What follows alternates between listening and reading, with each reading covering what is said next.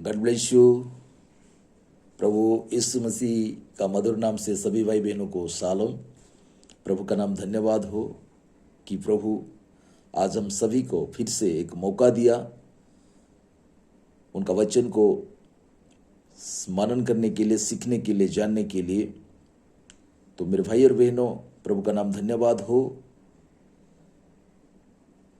इन दिनों में हम सभी को ये जानना बहुत जरूरी है कि जितना हो सके हम वचन को सीखना चाहिए, सुनना चाहिए और मनन करना चाहिए, क्योंकि हम जिस दिनों में रह रहे हैं, जिस समय में हम जान गुजर रहे हैं, ये अंतिम घड़ी है, अंतिम समय है।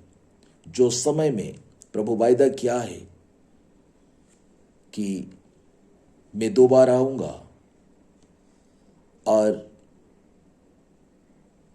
दुल्हन को उठा के ले जाऊंगा, ये प्रभु का वायदा है। तो इन दिनों में किसी ना किसी दिन प्रभु दुल्हन को उठा ले जाएंगे, अर्थात हम सभी को वो ले जाएंगे। जो कि वचन में लिखा है, हम बदल जाएंगे, हमारा शरीर बदल जाएगा, हम क्षण भर हवा में उड़ेंगे अपना दुल्हा के साथ मुलाकात करने के लिए। ये प्रभु का वायदा है। उस समय में हम रह रहे हैं मेरे भाई और बहनों। ये जो समय है, ये एक बहुत भयानक समय है। तो इस समय में खुशी की खबर यह है कि जो सच्चा वचन को ग्रहण करेगा, वचन के अनुसार अपना जीवन को व्यतीत करेगा, वो तो जरूर अपना दुल्हा को मुलाकात कर पाएगा, इसमें कोई संदेह नहीं है। तो मेरे भाई और बहनों, आइए हम हमारा जो आदरणीय नबी जो कि भाई ब्रह्म है, वो हम सभी लोगों के लिए जो प्रचार करके गए हैं, उसी बातों को थोड़ा देखेंगे। जो कि मैं जो किताब से पढ़ रहा हूँ, ये किताब का नाम है, जो भाई ब्रह्म इस संदेश को प्रचार किया था जून 30 तारीख 1963। और संदेश का नाम ये था, क्या तुम्हारा जीवन सुसमाचार के योग्य है। तो इसमें भाई ब्रह्म कहते हैं 64 पद में, 64 पारा में कहते हैं, जब तुरी फूकी जाती थी और जो स्वतंत्र होना चाहते थे वे सब जा सकते थे, वे जो नहीं जाते थे उन पर छाप लग जाती थी। मेरे भाई और बहनों, पुराना नियम में जो तुरी फूकी जाती थी, एक जुबली का पर्व होता था। ये गुलामी में जो लोग रहते थे, उन लोगों को गुलामी में छुड़ाने के लिए तुरी फूका जाता था, जुबली का पर्व मनाना पड़ता था। तो जो लोग जो नहीं जाते थे उन पर छाप लग जाती थी। जो तुरी जो फूका जाता था उसको जो ध्यान से सुनते थे और वो सुनकर जो अपना गांव, अपना देश जाना चाहते थे, वो लोग के लिए आज़ादी मिलता था। लेकिन जो लोग ध्यान नहीं देते थे, वो लोग रह जाते थे और उन लोगों के ऊपर छाप लग जाता था। ये भाई ब्रह्म बता रहे हैं। अब आप देखें, पशु की छाप अगर हम कहें, उसके विषय में कहें, यह आने वाले समय में यह लगेगी। तब जब तक कि आपको यह एहसास हो, तब तक तो यह आप पर लग चुकी होगी। आमीन। और आप जानेंगे कि आपने क्या किया है। समझे आप। और ऐसी ही पवित्र आत्मा की बात है, जब जीवंत प्रकट होगा तब हम यीशु मसीह को महिमा में आते देखेंगे और अविनाशी देह में बदलने की सामर्थ्य को अनुभव करेंगे। जब पवित्र आत्मा हमारे ऊपर आता है, हमारे ऊपर छाप करता है, तो भाई ब्रह्म क्या कहते हैं कि क्या होता है, और अविनाशी देह में बदलने की सामर्थ्य को अनुभव करेंगे। हम क्या ना, वो अविनाशी देह को प्राप्त करने के लिए और हमारा शरीर जो बदलने का जो सामर्थ्य को हम अनुभव करते हैं। आमीन। वो जो पवित्र आत्मा का छाप लग जाता है तो हम क्या होते हैं ना, उसी सामर्थ्य को हम पाते हैं, जो सामर्थ्य की हमारा शरीर को बदलता है, जो सामर्थ्य हमको अविनाशी देह को दिलाता है। आमीन। अनुभव करेंगे और मरे हुओं को कब्र में से जी उठते हुए देखेंगे, जो कि प्रभु में सोए हैं। आज तक जो प्रभु में सोए हैं, तो उन तमाम भाई बहनों को कब्रों में वो उठेंगे, वो सब हम देखेंगे। आमीन। हालेलुया। और जानेंगे कि एक सेकंड में हम बदल जाएंगे। वो सामर्थ्य ऐसा सामर्थ्य है कि वो सामर्थ्य जब हमारे ऊपर आएगा, हमारे ऊपर छाप करेगा, और क्या होगा, हम क्षण भर में बदल जाएंगे। आमीन। और हमारे पास उसी के जैसी ही एक देह होगी। आमीन। हमारे पास उसी के जैसे ही एक देह होगी। किसके जैसा? वो जो हमारा दुल्हा प्रभु यीशु मसीह का जो देह है, उसी का देह के जैसा हमारा वो देह होगा। आमीन। हालेलुया। कैसे? वो पवित्र आत्मा का सामर्थ्य जब हमारे ऊपर लग जाएगा। यस, जो तूरी जो फूका जाता है आज ये अंतिम दिनों में, जो कि 7वां दूत का तूरी फूका जा रहा है, इस तूरी को जो सुनता है उनके ऊपर पवित्र आत्मा का छाप लग जाता है, लेकिन जो नहीं सुनता है उनके ऊपर तो वो पशु का छाप लग जाता है। हालेलुया। और ये तूरी मतलब क्या है? ये जो संदेश, ये संदेश को जो सुनता है, वो जो सुनता है उन्हीं के ऊपर वो सामर्थ्य आ जाता है, वो शरीर बदलने का वो सामर्थ्य आ जाता है। आमीन। हालेलुया। वो शरीर बदलने का वो सामर्थ्य आ जाता है। लेकिन जो तूरी को ध्यान नहीं देते हैं, नहीं सुनते हैं, उन लोगों के ऊपर तो पशु की छाप लग जाती है। वो मेरे भाई और बहनों, वो लोग तो रह जाएंगे। लेकिन जो तूरी को सुनेंगे, वो तूरी के ऊपर ध्यान देंगे, वो मैसेज को ध्यान देंगे, वो संदेश को ध्यान देंगे, वो संदेश के अनुसार अपना जीवन व्यतीत करेंगे, वो लोग का शरीर बदल जाएगा, वो हवा में उड़ेंगे। आमीन। हालेलुया। तब ही वह जीवंत प्रकट होगा। तब जिन लोगों ने उसे अस्वीकार कर दिया था, वे उस नीचे बाहर छोड़े दिए जाएंगे। हालेलुया। क्या यीशु ने नहीं कहा था, वे कुमारियां मसीह से मिलने के लिए बाहर गई थी? ये 10 कुमारी के बारे में हम देखते हैं मत्ती 25 अध्याय में जो जिक्र किया गया है प्रभु वचन में। वो 10 कुमारी प्रभु यीशु मसीह को यानी कि दुल्हा को मुलाकात करने के लिए वो लोग क्या बाहर गई थी। उनमें से कुछ तो पहले, दूसरे, तीसरे, चौथे, 5वें, 6वें से 7वें पहर तक सो गई थी। उसमें से 10 कुमारियों में से कितने लोग, यानी कि मूर्ख कुमारी कितना 7वें पहर तक सो गई थी। वो सो गई थी, तूरी को ध्यान नहीं दे रही थी। वो वचन क्या कहती है उसको उनका ध्यान नहीं है। ये संदेश क्या है? ये सातवां दूत का संदेश क्या है? ये संदेश के ऊपर उनका ध्यान नहीं है। वो सो रही थी। कौन? ये मूर्ख कुमारी, आमीन, सो रही थी। उनमें से कुछ तो ओके सो गई थी, परंतु तब सातवें पहर में धूम मची। आमीन। सातवें पहर में धूम मची। हालेलुया। ये तो धूम, आज जो धूम मचने का जो समय है, ये है वो समय, ये सातवां कलीसिया काल। आज धूम मच रहा है।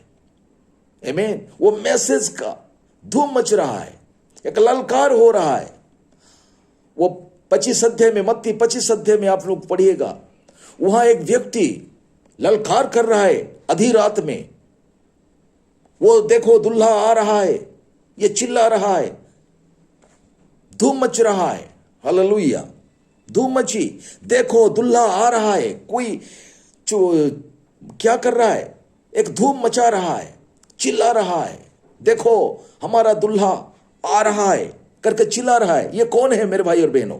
यीशु मसीह चिल्ला रहा है। जो दुल्हा आ रहा है वो चिल्ला रहा है क्या? नहीं, चिल्लाने वाला तो और कोई है। वो कौन है? ये सातवां दूत है। हालेलुया। सातवां दूत के बारे में वचन में लिखा है मेरे भाई और बहनों। ये अपना हम ये मन में तैयार करके नहीं बता रहे हैं, ये वचन में लिखा है। मलाकी 4 अध्याय 5-6 पद को पढ़िए, प्रकाशित वाक्य 2 अध्याय का 7 पद को पढ़िए। ये सातवां दूत जब आएगा, वो तुरी फूकने लगेगा तो सारे गुप्त भेद प्रकट होगा। आमीन।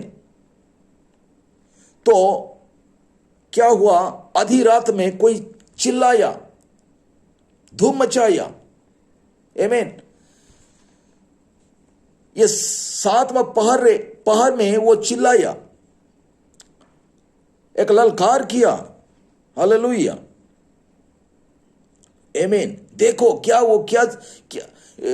माने क्या वो कह रहा है? देखो दुल्हा आ रहा है। आमीन। उसमें भेंट करने के लिए चलो। वो क्या कह रहा है? चलो चलो चलो, उसमें भेंट करने के लिए चलो। किसके साथ? दुल्हा के साथ। दुल्हा कौन है? हमारा प्रभु यीशु मसीह है। उनके साथ भेंट करने के लिए चलो। कौन बोल रहा है? ये सातवां दूत। आमीन। और वे जो सो रही थी जाग उठी। जो सो रही थी, जिन्होंने सो रही थी, मूर्ख कुमारी सो रही थी, वो जाग उठी, अचानक जाग उठी। पहले वो सो रही थी। कब से सो रही है? पहला कलीसिया काल से लेकर यह सातवीं कलीसिया काल तक वो सो रही है। लेकिन किसका आवाज सुनकर वो जाग रही है? सातवां दूत का आवाज सुनकर वो जाग रही है। आमीन। जाग रही है। Okay okay okay. और वे जो सो रही थी वो जाग उठी। वे सभी जो उन पिछले सभी कालों से लेकर पेंतिकोस्त काल तक सो चुकी थी, जाग उठी। वो एफीसी कलीसिया काल से लेकर पेंतिकोस्त काल तक जो सो रही थी, वो जाग उठी। आमीन। हाँ, जाग उठी। और यही वह कलीसिया काल है जिसमें हम रह रहे हैं। वही है कलीसिया काल। वो कलीसिया काल में हम जी रहे हैं मेरे भाई और बहनों। वही कलीसिया काल में हम जान गुजर रहे हैं। ये मूर्ख कुमारी वो जाग उठी, उसी समय में हम जी रहे हैं। आमीन। आज ये लोग जाग रहे हैं, अदनामधारी संस्थाएं जाग रहे हैं। कुछ तो हो रहा है उनके अंदर। उन लोगों के पास भी कुछ तो थोड़ा थोड़ा सा रिवाइवल हो रहा है। वो जाग रहे हैं। आमीन। हाँ। और बे ओके, कलीसिया काल जिसमें हम रह रहे हैं, और बे बदल गई और अंदर चली गई। आमीन। ओके, कौन अंदर चली गई? कौन बदल गई? मेरे भाई और बहनों, 5 कुमारी, बुद्धिमान कुमारी, वो उन लोगों का शरीर बदल गया। उन लोगों का शरीर बदल गया और वो अंदर चली गई। दूल्हे के पास वो चली गई। कैसे? ये सातवां दूत का संदेश सुनकर उनका शरीर बदल गया और दूल्हे के साथ वो लोग अंदर चले गए। आमीन। और अंदर चली गई, और ठीक जिस समय वे अंदर चली गई, ठीक उसी समय मूर्खों कुमारियां आई और कहा, हम तुम्हारे तेल में से कुछ तेल खरीदना चाहती है। आमीन।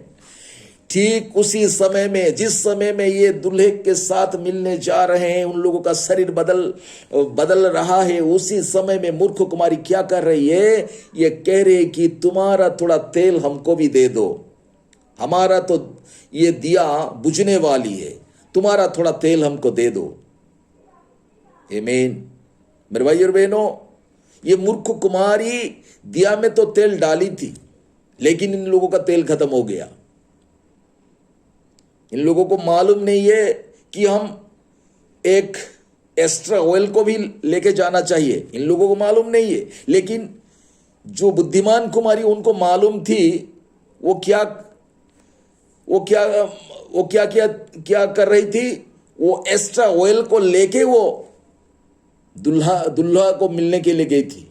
एक्स्ट्रा ऑयल, ये एक्स्ट्रा ऑयल किस बात को दर्शाती है?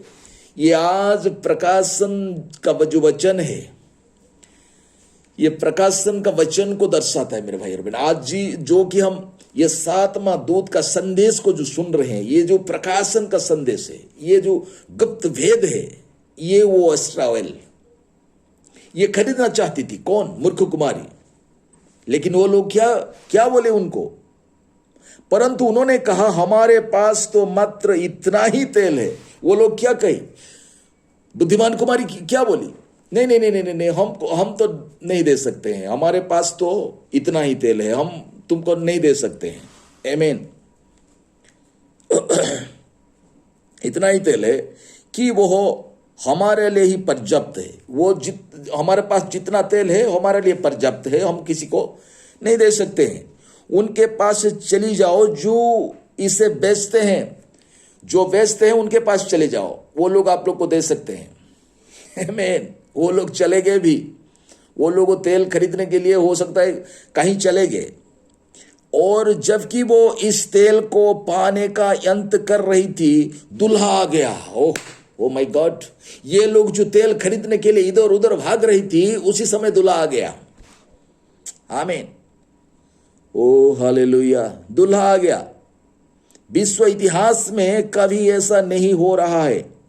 जब Pentecostal, Baptist, Methodist, Presbyterian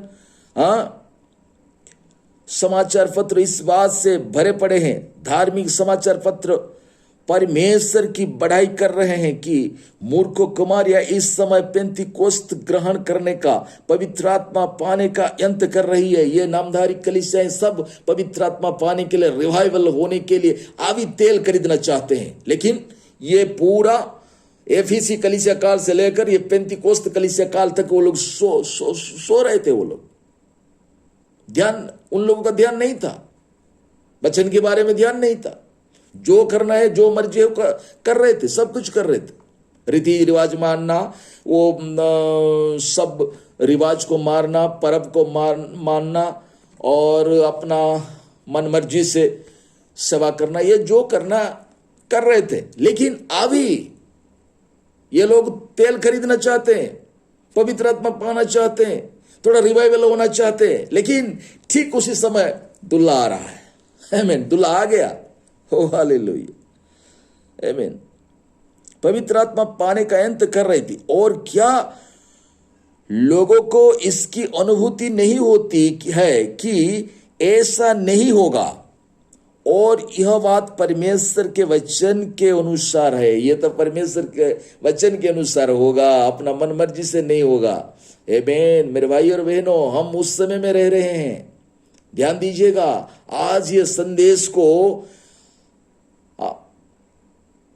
Turi जैसा फूका जा रहा है। ये तूरी को ध्यान दीजिए, ये संदेश को ध्यान दीजिए। ये संदेश, ये शरीर हमारा शरीर को बदलाएगा। ये संदेश, ये शरीर सुनने, ये मैसेज को सुनने के द्वारा हमारा शरीर बदलेगा। ये मैसेज सुनने के द्वारा हम हवा में उड़ेंगे। हम ये मैसेज सुनने के द्वारा हमारा दुल्हा के साथ मुलाकात हो पाएंगे। हालेलुया। तैयार हो जाइए मेरे भाई और बहनों। लेकिन जो लोग नहीं ध्यान देंगे, रह जाएंगे, उन लोगों के ऊपर पशु की छाप लगेगा। आमीन। और कष्टकाल में गुजरेंगे। भयानक का समय आएगा मेरे भाई और बहनों। आप लोग जानते हैं, भंड ख्रिस्ट के अधीन में, एंटी क्राइस्ट के अधीन में हो जाएंगे। ध्यान दीजिए, आज ही मौका है। यह संदेश को ध्यान दीजिए।